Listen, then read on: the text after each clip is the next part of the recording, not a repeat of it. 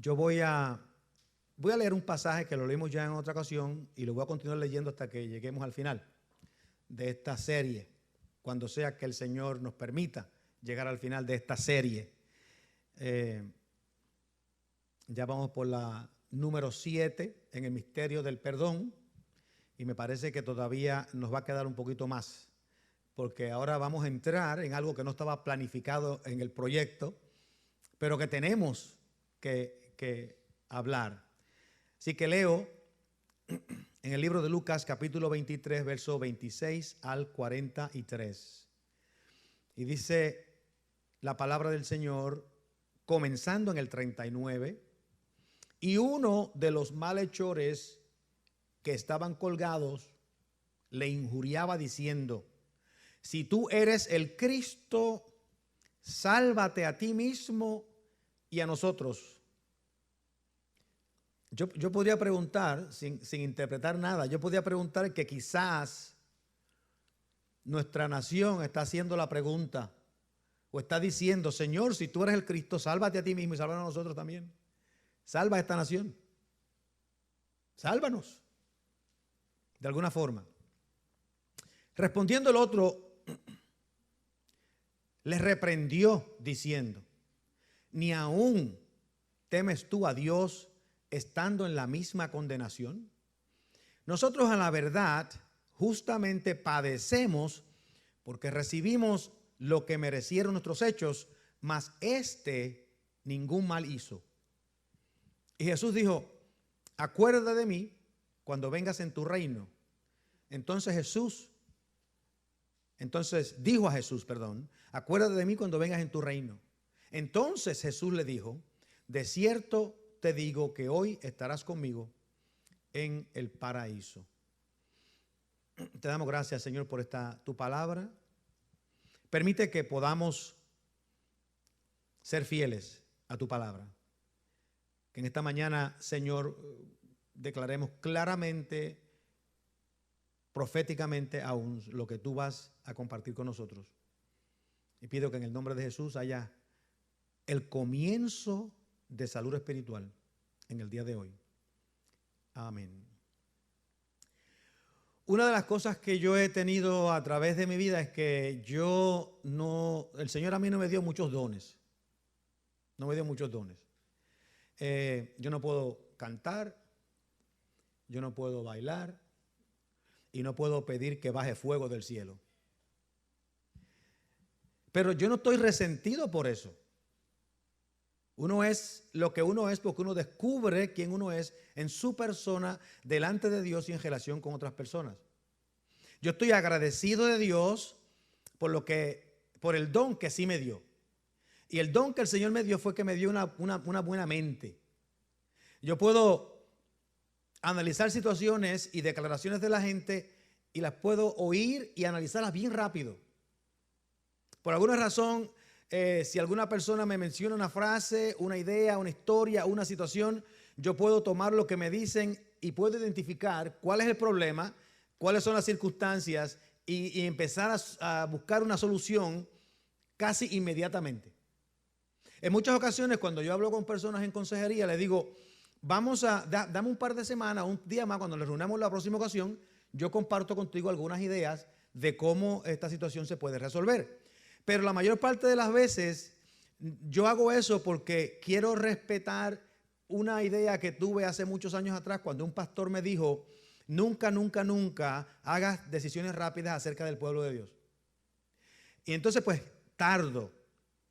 Pero la mayor parte de las veces lo que le voy a decir en 2 semanas o en un mes, se lo pude haber dicho ese mismo momento porque ya yo había hecho el análisis.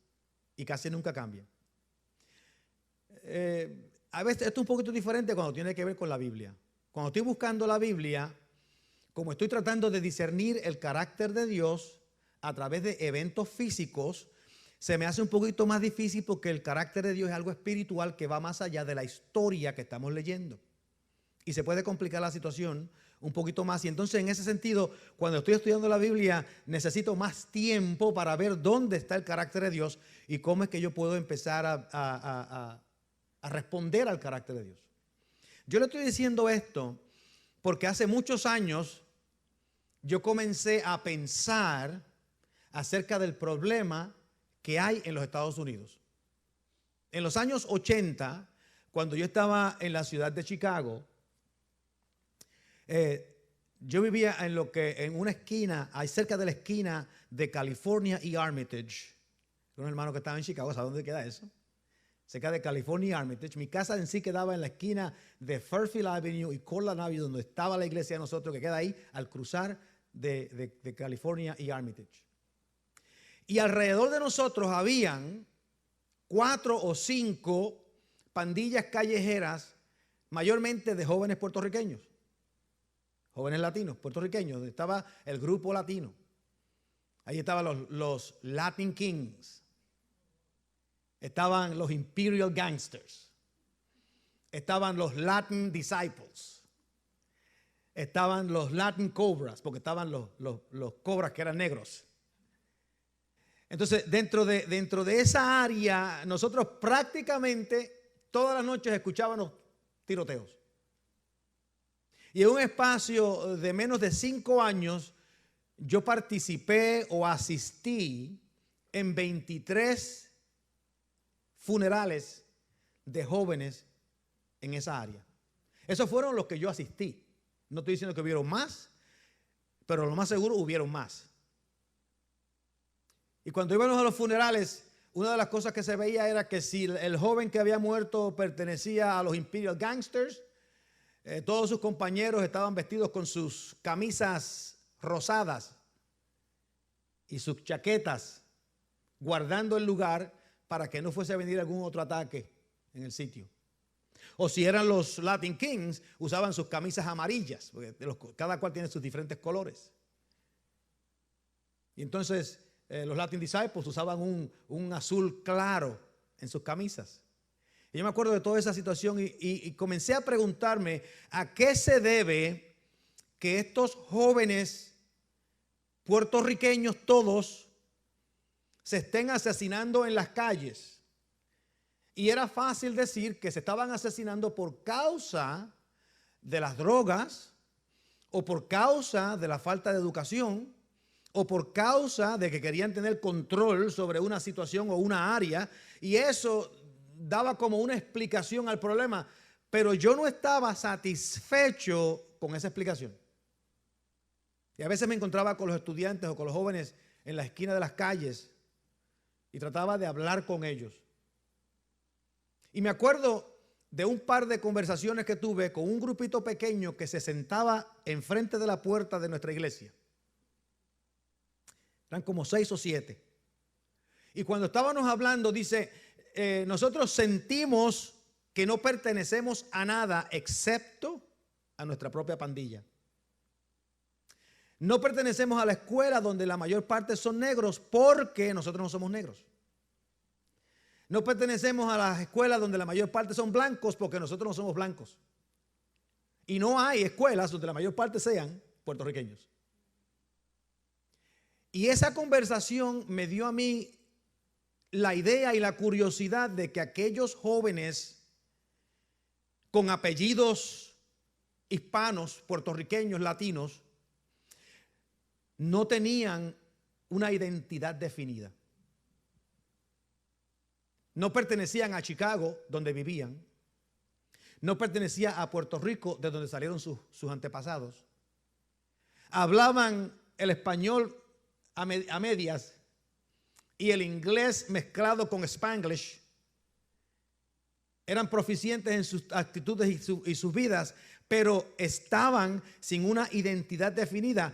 Y durante esos años yo comencé a desarrollar una teoría de lo que yo llamo la internalización de la violencia cuando perdemos nuestro sentido de identidad. Y aquellos jóvenes habían internalizado la violencia en una forma cultural donde ahora se estaban matando los unos a los otros en las calles.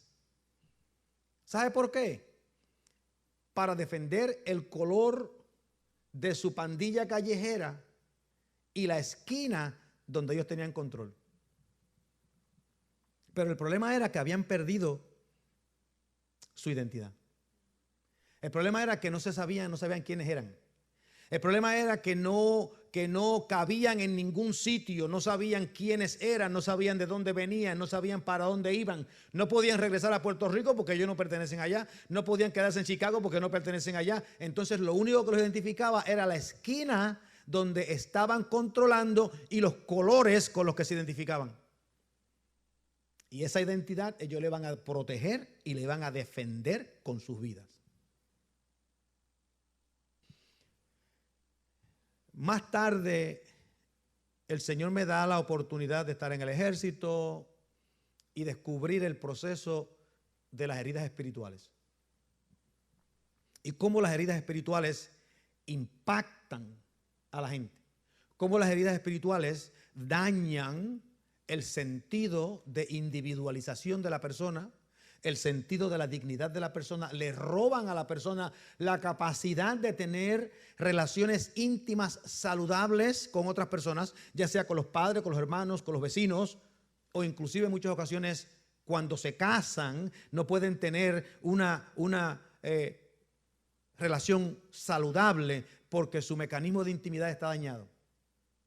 No tienen una identidad que les dé protección y que puedan sentirse cómodos, como decimos uno, en su propia piel. Entonces ese dolor interno que produce la herida espiritual lleva a las personas a muchas cosas, entre ellas a la adicción. Entre otras, el negarse a sí mismo, al sufrir y en muchas ocasiones, en el peor de los casos, a la autodestrucción, que era lo que estaban haciendo los jóvenes puertorriqueños en Chicago, que todavía lo están haciendo, que todavía continúan haciéndolo. Una de las cosas que yo aprendí a lo largo del camino es que cuando el Señor me dio una mente clara y rápida, yo decía, yo pude haber sido doctor, pero yo odio la sangre, no me gusta ver sangre, o gente con dolores, con huesos rotos.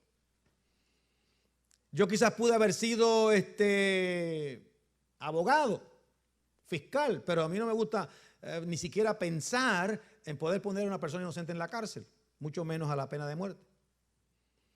Quizás pude haber sido un abogado defensor, pero es que a mí no me gusta defender a criminales. Quizás pude haber sido carpintero, pero yo soy tan mal coordinado que me daría más golpes en los dedos que los clavos. Quizás pude haber sido electricista, pero como soy tan clumsy, con mala coordinación, si soy electricista ya me hubiera electrocutado hace muchos años atrás. Quizás pude haber sido plomero, pero a mí me gusta usar los pantalones arriba, no me gusta usarlos muy abajo. O quizás pude haber sido un político, pero me di cuenta que la mayor parte de los políticos tienen un IQ de 90, que son buenos para robar, mentir y hacer trampa, pero no son lo suficientemente buenos para resolver ningún problema. Por eso es que ustedes ven que los políticos nuestros no resuelven nada, porque no tienen la capacidad para resolver problemas. Y dije, yo no puedo ser político. Y entonces decidí ser un predicador. Porque como un predicador puedo decir la verdad. Como un predicador puedo conseguir mi identidad en el Señor. Y como un predicador puedo quizás decirle a una persona una verdad que pueda cambiar su vida, porque Dios ni siquiera espera de mí que yo sea perfecto. Él solamente espera que yo sea fiel.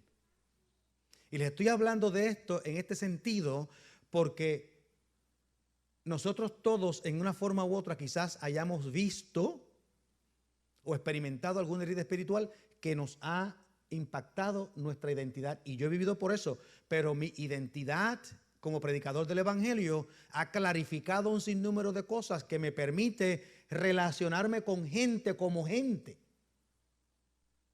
Y como el Señor me dio una mente bien rápida y bien importante y bien buena, yo me puedo proteger de los charlatanes, de los engañadores. Me puedo proteger de los falsos maestros y puedo compartir con ustedes algunas cosas que ustedes puedan saber para que se protejan de esa misma gente si conocemos el carácter de Dios. La semana pasada yo hablé acerca de cómo el espíritu del anticristo nos roba de nuestra identidad. Nos convierte en ladrillos, no en rocas.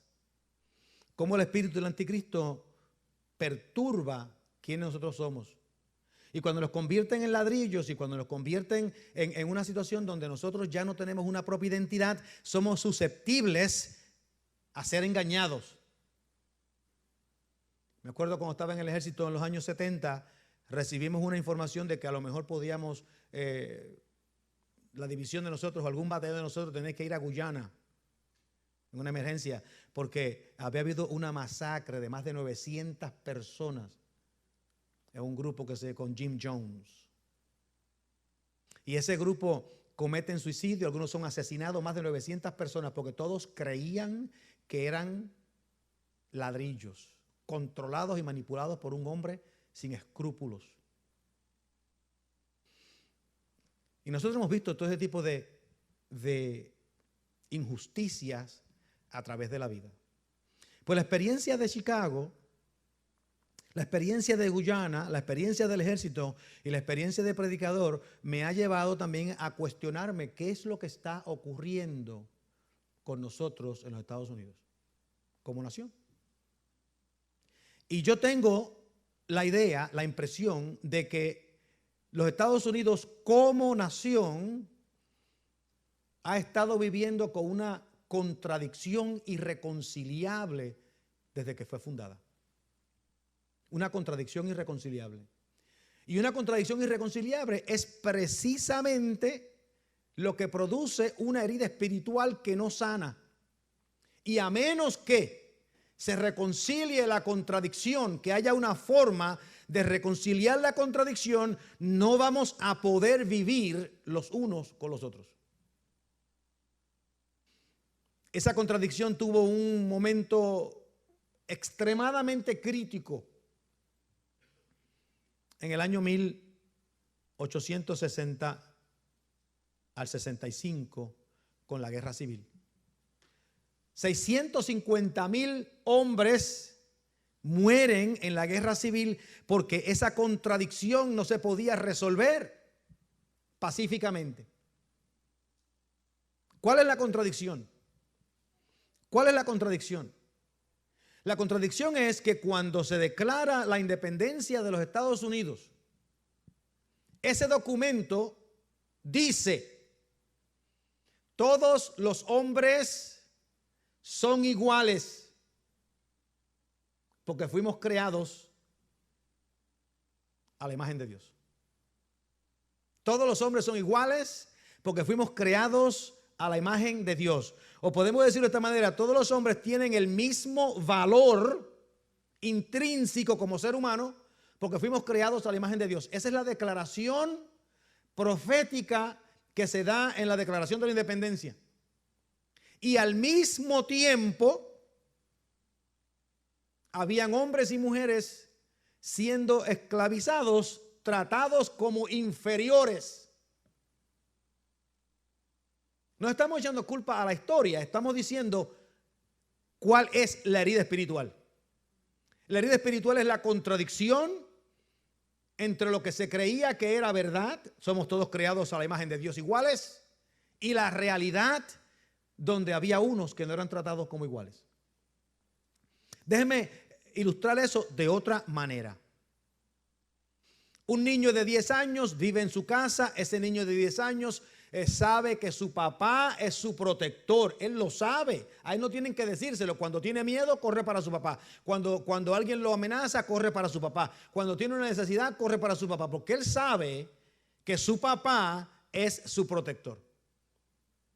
Pero un día el papá le da una golpiza, le rompe varios huesos y el niño termina en un hospital, en una cama de intensivo por varias semanas. Y ahora el niño está en una situación donde él dice: mi creencia, mi papá, que debía ser mi protector, se ha convertido ahora en mi abusador, que me daña. Ahí tenemos una contradicción que ese niño no puede resolver. Y entonces, ¿cómo sobrevive ese niño cuando sale del hospital y regresa otra vez a la casa de aquel que lo daña? ¿Cómo sobrevive? Se inventa una mentira. Él se crea una mentira. Y cuando empieza a decir la mentira, él ahora va a declarar ciertas cosas que no son verdades para proteger al papá o protegerse así, o proteger a la mamá o proteger al resto de sus hermanos. Él va a tener una mentira que se va a desarrollar o va a continuar desarrollando un odio, un resentimiento que lo va a empujar de su casa cuando tenga 14, 15 años. Se va a ir de la casa rebelde, no quiere ir a la escuela, pelea con todo el mundo y a los 15 años comienza a tomar en rebelión, a fumar, porque no sabe qué hacer con el dolor intenso que no se va. Imagínense nosotros todos creer que fuimos creados a la imagen de Dios y algunos de nosotros siendo tratados como inferiores. ¿Dónde resolvemos? ¿Cómo resolvemos ese conflicto? Nosotros estamos ahora marchando hacia una guerra racial. No porque la raza sea el problema. La raza es el síntoma del problema. El problema es que hay una infección, una herida espiritual, una contradicción que no se ha resuelto. Y como nación, esto es una contradicción social. La gente habla de racismo sistémico. Hermanos, no es racismo sistémico lo que ha ocurrido. Lo que ha ocurrido es una herida espiritual que no ha sanado, que ha continuado infectándose y se manifiesta a través de las diferencias raciales. Y tenemos que empezar a buscar la verdad. ¿Cuál es la verdad? Yo le voy a decir cuál es la verdad de Dios en cuanto al asunto racial, porque tenemos que identificar esa verdad primero para entonces luego tratar de resolver la herida espiritual. Y la verdad de Dios, esto es un secreto que nadie de ustedes lo sabe, pero lo van a saber hoy.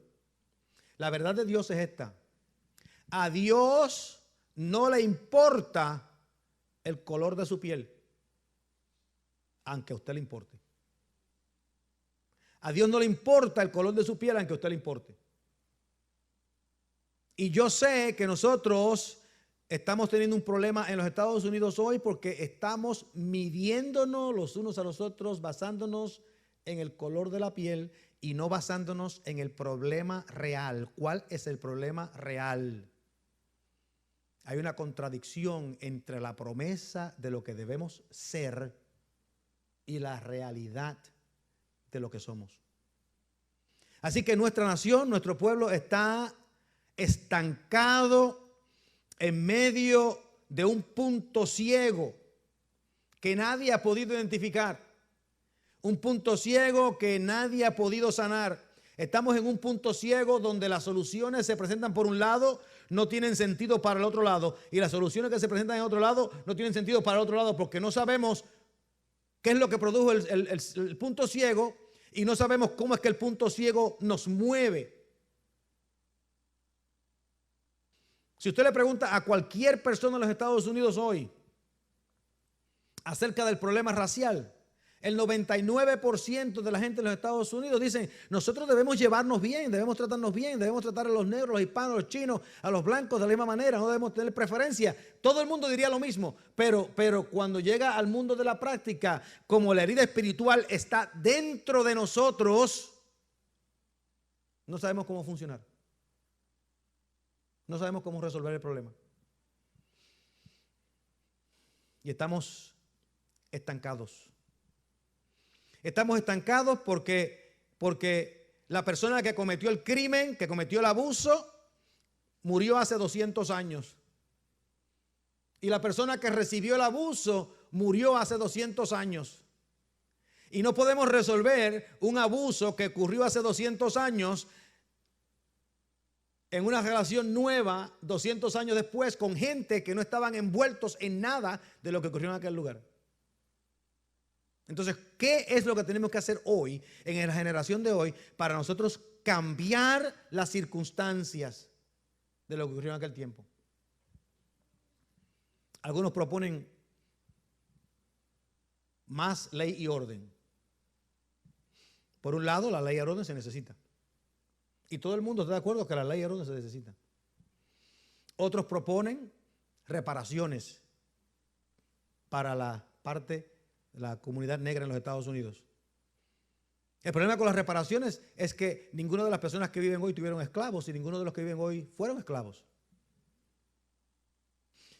Y si alguien me dijera a mí que las reparaciones van a eliminar toda controversia, todo problema y todo va a quedar en paz, yo diría, vamos a hacerlo.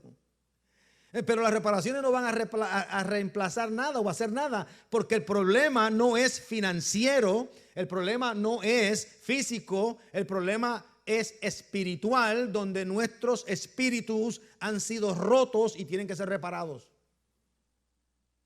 Déjeme darle un ejemplo diferente. Un hombre X ultraja a una joven en algún lugar.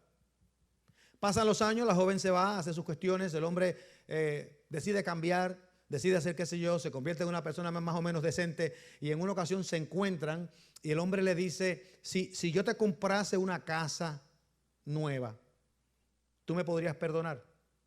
La muchacha puede sentir que merece que le paguen la casa por todo el daño y el sufrimiento que ha tenido. Pero yo les garantizo a ustedes que el comprar la casa y el ella mudar a la casa no va a sanar el dolor por la herida causada por aquel individuo. Porque cuestiones físicas no arreglan la herida espiritual. Y entonces estamos estancados. Estamos estancados.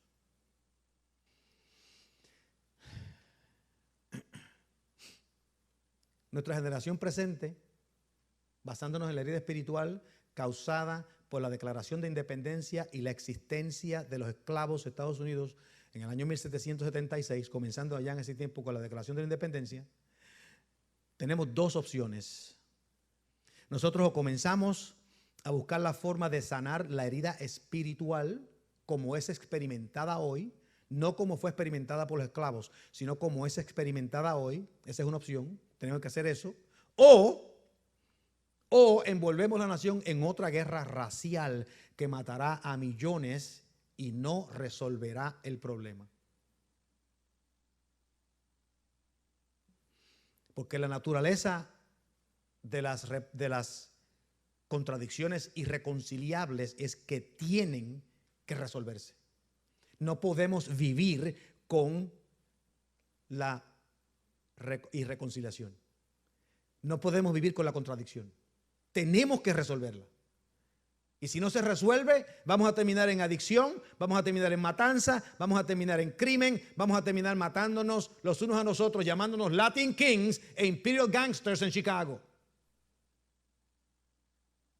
Porque la contradicción no tiene que ver ni con los Latin Kings ni con los Imperial Gangsters, no tiene que ver ni con el racismo, ni tiene que ver con la esclavitud, tiene que ver con que hubo un momento en nuestra historia donde se hizo una promesa y la promesa que se hace se rompe y perdimos nuestro sentido de quiénes somos. Y yo pienso que tenemos que empezar encontrando la verdad. Como les dije anteriormente, las heridas espirituales van a dañar nuestro mecanismo de intimidad. Por lo tanto, todas nuestras relaciones son hechas con recelos. Los negros no pueden confiar en los blancos porque tienen recelos. Yo no entiendo, yo no puedo confiar en ti porque mi mecanismo no está sano para yo poder arriesgarme contigo, porque yo no sé, no puedo depender de ti, no puedo confiar en ti. Los blancos tienen el mismo recelo y no pueden confiar porque el mecanismo de intimidad está dañado. Necesitamos reparar el mecanismo de intimidad. La segunda cosa que ocurre es que nuestras heridas espirituales nos roban a nosotros de la identidad, como mencioné anteriormente. Y la gente vive con las identidades robadas. Y entonces, ¿qué hacemos hoy? Hoy encontramos gente actuando con violencia, demandando derechos, demandando dinero, demandando posesiones. Encontramos gente blanca arrodillándose, pidiendo perdón por cosas que no hicieron. Encontramos a otra gente lavándole los pies a gente negra. Encontramos a otros besándole los zapatos a otras personas, tratando de conseguir una forma de restauración. Y el problema no tiene que ver ni con el beso ni con la rodilla, tiene que ver con que hay algo dentro de nosotros que está roto. Porque no sabemos quiénes somos. No sabemos quiénes somos. Y de alguna forma tenemos que recapturar eso. De alguna forma hay que recapturarlo. Yo tuve una experiencia con el ejército bien interesante. Y cuando voy al ejército, yo encontré muchos puertorriqueños, muchos hispanos, muchos negros, muchos blancos. Pero encontré algo bien interesante con el ejército, con los hispanos y con los negros. Algo bien interesante. Y fue que estas personas, estos hombres, por lo menos de la gente de mi generación, yo no puedo hablar de los de ahora, pero de mi generación, ese grupo con el que yo salí y viví, esas personas se ponían su uniforme con extremado orgullo, usaban su rango y ese rango le daba identidad. Y funcionaban en medio de un lugar donde quizás había racismo, pero con todo y con eso el rango le daba identidad. Porque un primer sargento negro no necesitaba pedirle permiso a un recluta blanco de lo que debe de hacer, sino que el primer sargento negro le decía al recluta blanco lo que tenía que hacer. Porque yo tengo mi identidad, yo sé quién yo soy en este uniforme. Y cuando esa persona recobra su identidad, funciona diferente a la persona que no tiene identidad. Y fíjense lo que sucede. En el ejército, yo vi cómo el ejército separó a los puertorriqueños, a los hispanos o a los negros, los separa de su herida espiritual y le da identidad a través del uniforme. Y yo me acuerdo que yo decía, después como capellán hablando con las personas, la ventaja que tiene el uniforme es que yo puedo salir de Fort Gordon, ir a Fort Benning, y cuando yo entro a Fort Benning con mi uniforme, yo no necesito permiso para pertenecer, porque pertenezco. Y yo lo decía pensando en otras personas, la cuestión de la identidad. Yo me acuerdo de una historia donde el primer sargento de nosotros, un hombre grandísimo, un hombre negro grandísimo, primer sargento. Estamos hablando de 1977, 78. O sea, estamos hablando cuando el problema racial en los Estados Unidos todavía estaba bien malo. Y él era primer sargento. Y me acuerdo que él entró a la oficina y cuando entra a la oficina había un teniente blanco sentado en su escritorio. Y el primer sargento le dice, Sir, ¿qué tú estás haciendo? Y dice, no, pero estoy aquí esperando al comando. Dice, ¿qué estás haciendo tú sentado en mi escritorio? Salte de mi escritorio. Esto es un primer sargento a un oficial. Porque ese primer sargento tenía su identidad. Él sabe quién él era. Este es mi escritorio. Y tú no tienes derecho a sentarte en mi escritorio. Una falta de respeto. Y él pudo demandar eso en aquel lugar. Yo estoy usando palabras sanas acá. Él tenía un repertorio un poquito más amplio. Tenía un veterano de Vietnam, tenía un repertorio un poquito más amplio y tenía una capacidad de repetir palabras de 4 letras, que es una cosa espectacular. Pero él demandó sus derechos, él no exigió, él no se avergonzó, nada. Este es mi escritorio, tú no te puedes sentar ahí. Una falta de respeto. Y aquel primer teniente tuvo que moverse. El primer teniente no pudo decir, yo soy un primer teniente y tú un primer sargento, tú me haces caso a mí. No, tú tienes que moverte de ahí. Porque el hombre tenía su identidad. Cuando perdemos la identidad no sabemos quiénes somos y no sabemos de cómo debemos de funcionar. Déjeme decirle algo bien importante. Voy a usar, como estaba haciendo, blanco y negro como identificación. Porque a mí el color no me importa. Pero déjeme decirle dónde estamos nosotros, la mayor parte de nosotros los latinos. La mayor parte de nosotros los hispanos, puertorriqueños o los que venimos de Latinoamérica, no entendemos la herida espiritual. Algunos de nosotros por simpatía nos unimos a los negros y otros por simpatía nos unimos a los blancos. Pero la mayor parte de nosotros no entendemos cuál es el problema, porque ustedes no pueden, si van a los mismos restaurantes, trabajan en las mismas oficinas, ¿por qué no se pueden llevar juntos? ¿Por qué no? Y nosotros no lo entendemos. Porque nosotros, aunque tenemos alguna herencia europea de España, algunos tenemos una experiencia de raza negra o de aztecas, indios nativos de nuestras tierras, ese problema, esa promesa, esa contradicción no existía en Latinoamérica. Esa contradicción no existía en Latinoamérica. En Latinoamérica los españoles no vinieron diciendo nosotros creemos que todos los seres humanos son iguales. En Puerto Rico los españoles vinieron diciendo nosotros tenemos los rifles y ustedes no. Así que ustedes nos sirven a nosotros. Ahí no hay contradicción. Ahí no hay contradicción. Eso es lo que hay. Una acción de poder. Acá no, acá se declara una verdad, que es verdad, fuimos creados a la imagen de Dios, somos iguales, tenemos todos igual valor, pero esa verdad no tuvo experiencia física y crea una contradicción. Y nosotros los latinos estamos en el medio. Y les digo, hermanos, que nosotros cometemos un error en unirnos al uno al otro, porque estamos uniéndonos a uno al otro sin entender la herida espiritual. Y tenemos que entender la herida espiritual para ser agentes de sanidad. Déjenme decirle un par de cosas. Porque yo aquí escribí otra vez, lamentablemente, 17 páginas. Tengo que cortar unas cuantas cosas, pero termino la semana que viene, no se preocupen.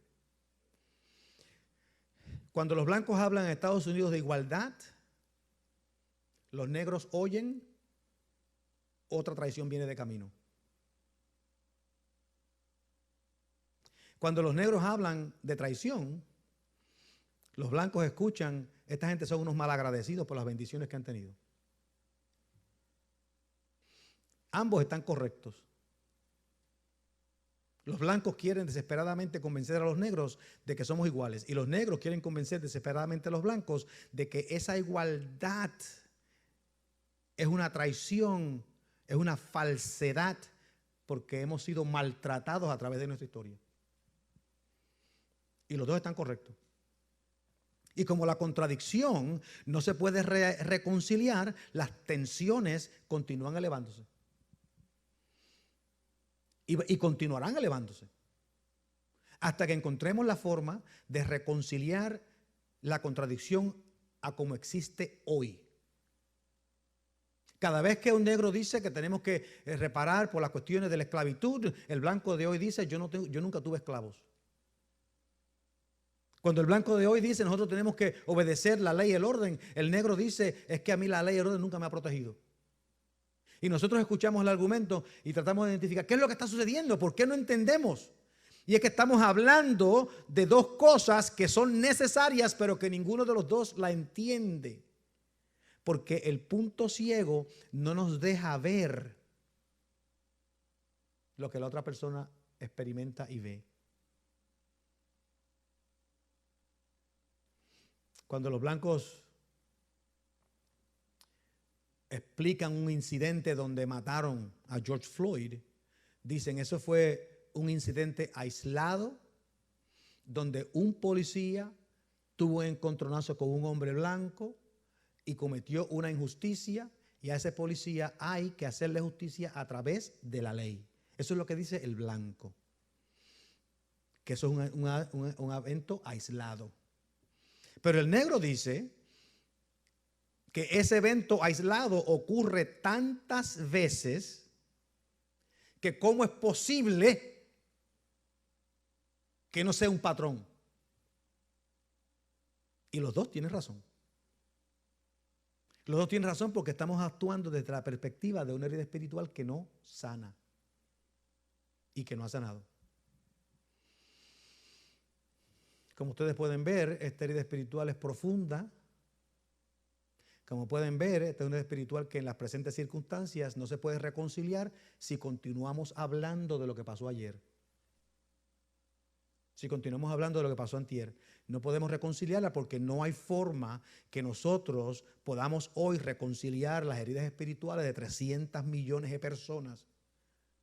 Cuando unos hablan de una cosa y los otros no entienden, y los otros hablan de otra cosa y los otros no entienden. Quizás nosotros podamos empezar a reconciliar esa situación aquí. Quizás podamos empezar aquí, con nosotros, con este grupo. Quizás podemos nosotros hablar un poquito acerca de la verdad aquí. Y yo sugeriría que lo más importante que debemos de hacer es redescubrir nuestra identidad. No nuestra identidad de acuerdo a como el mundo lo dice, No nuestra identidad de acuerdo a como lo dicen los líderes de la comunidad negra o como los líderes de la comunidad blanca o como los líderes de la comunidad hispana, sino nuestra identidad, porque nuestra identidad proviene de Dios. Y si no descubrimos nuestra identidad que proviene de Dios, tenemos que prepararnos para otra guerra racial civil que no va a resolver nada.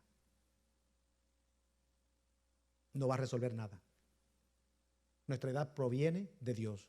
Déjeme decirle que hay grupos interesados en la violencia, porque ellos tienen diseños y designios de poder y control.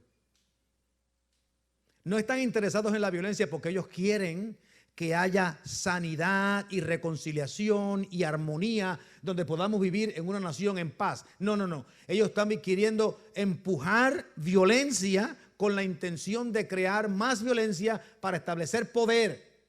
Y nosotros como cristianos tenemos que saber discernir esas cosas. Por eso es que yo le doy gracias a Dios que me dio una mente buena, que piensa rápido. A mí los charlatanes no me engañan. Y hay muchos charlatanes entre los medios noticiosos, promoviendo y apoyando. Muchos líderes políticos promoviendo y apoyando la violencia, excusando la violencia sin saber que la violencia no va a resolver el problema, sin saber que una guerra no va a resolver el problema, porque el problema es interno. Es interno. A nivel personal, yo conocí una muchacha joven, 25 años de edad, sexualmente abusada por un padrastro por 6 años, desde que tenía 8 hasta los 14, cuando se escapó de la casa a vivirse con una tía. La tía la ayuda en la escuela, va al ejército.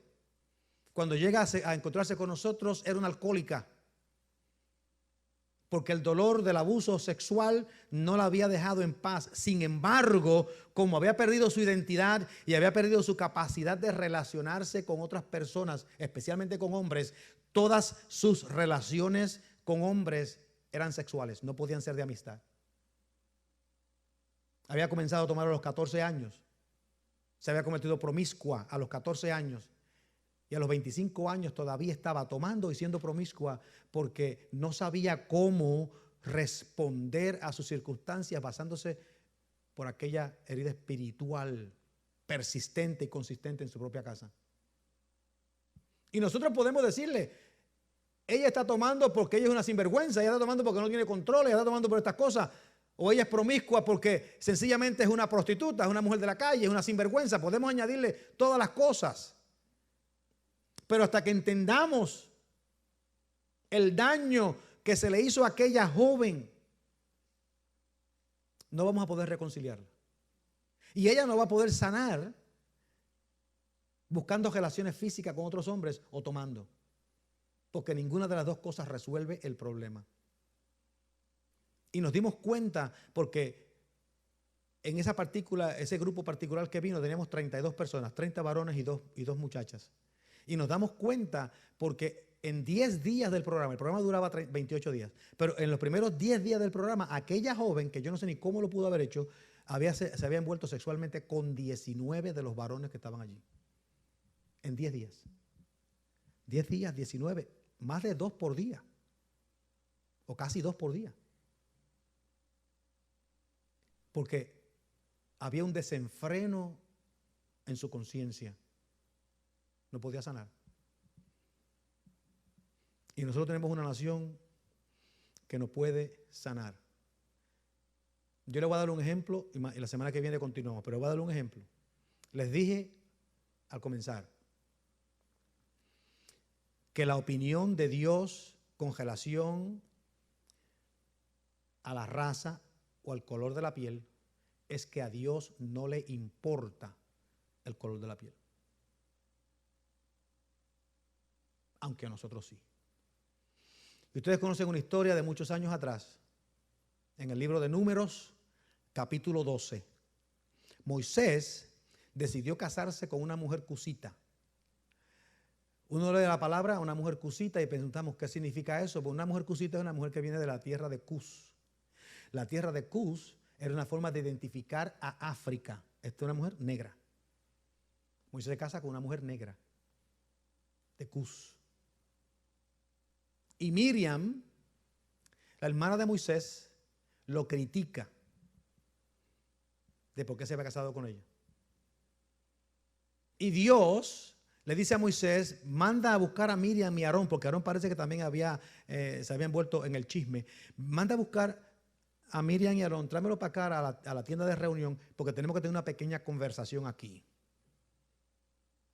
Y cuando se sentaron allá a hablar, Dios le dice, más o menos así, yo estoy aquí parafraseando, Dios le dice, cuando yo hablo con profetas y con otra gente, yo me les revelo en sueños y quizás les dé una visión a algunos que estén más cerca de mí. Pero cuando yo hablo con Moisés, yo hablo con él cara a cara. Diciéndole, cuando Moisés decidió casarse con esta mujer negra, a mí no me importó, yo no le dije nada porque a mí eso no me importa. ¿Por qué tiene que importarles a ustedes? Y el Señor le dice, por cuánto murmuraste en contra de Moisés, tu hermano, al cual yo llamé para el día de este pueblo, vas a quedar con lepra por 7 días y serás echada fuera del campo. Y dice que en el momento que se fue la nube, que estaba hablando con ellos, Miriam estaba llena de lepra. Tuvieron que sacarla del campo. Yo no soy Dios, pero si yo fuera Dios, yo estuviera todavía repartiendo lepra a todos los sinvergüenzas racistas que se encuentran tanto en Puerto Rico, como en Panamá, como en los blancos en Estados Unidos, como los negros en Estados Unidos. Yo estuviera repartiendo lepra. Yo creo que la mayor parte de la nación estuvieran todos leprosos. Fuera del campo. Pero yo no soy Dios. Yo no soy Dios. Y Dios en su misericordia nos libra. Pero tenemos que sanar. Y la verdad primera que tenemos que aprender es que nuestra identidad no está basada en el color de nuestra piel, sino que está basada en la imagen de Dios en nosotros. Si aprendemos esa verdad, quizás podamos recapturar quiénes somos y quizás podamos empezar a sanar. La semana que viene continúo y termino con esta verdad de Dios acerca de que nuestra identidad está basada en Él y no en nuestra experiencia física. No porque vamos a cambiar el pasado ya pasó, no se puede hacer nada con eso. El pasado terminó. No vamos a cambiar el pasado. Pero tenemos que de alguna forma recapturar nuestra identidad para que el presente pueda traer reconciliación. Porque hermanos, si no nos reconciliamos, no vamos a tener paz. Si no nos reconciliamos, no vamos a tener paz. Anoche murió otro hombre negro a manos de un policía blanco. Las circunstancias fueron diferentes, hay un sinnúmero de excusas, se puede decir lo que le parezca a las personas, no tiene que ver lo que la gente diga. Al final de cuentas, otro hombre negro murió a manos de un hombre blanco y reafirma la herida espiritual. No la sana, la reafirma. Y mientras la herida espiritual siga siendo reafirmada, no vamos a encontrar paz ni reconciliación y la violencia va a escalar. Y déjenme decirle, los que de ustedes han oído de guerras, saben de guerras, entienden lo que es una guerra, ustedes saben que cuando hay guerras, los soldados no son los únicos que mueren, sino que los civiles mueren también. Porque la violencia se riega por todos lados. Y tenemos nosotros que ser agentes de sanidad. Amén. Bueno, lo dejamos ahí hoy y la semana que viene terminamos. Así que yo les voy a pedir que nos pongamos en pie.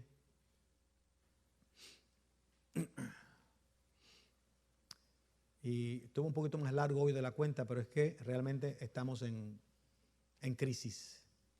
Amén. Oramos. Señor, te damos gracias por tu bendición. Señor, te damos gracias por tu palabra.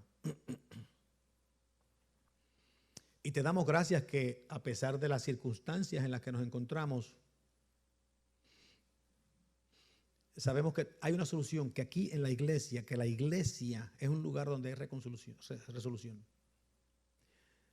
Señor, este problema en el que estamos envueltos no se puede resolver sin enfrentar la herida espiritual. Tenemos que enfrentar esa herida espiritual. Tenemos que conocerla, entenderla, lo que nos ha hecho, cómo nos ha dañado como nación y los pasos que debemos seguir para que haya sanidad. Yo te doy gracias por esta bendición en el día de hoy. En el nombre de Jesús. Amén.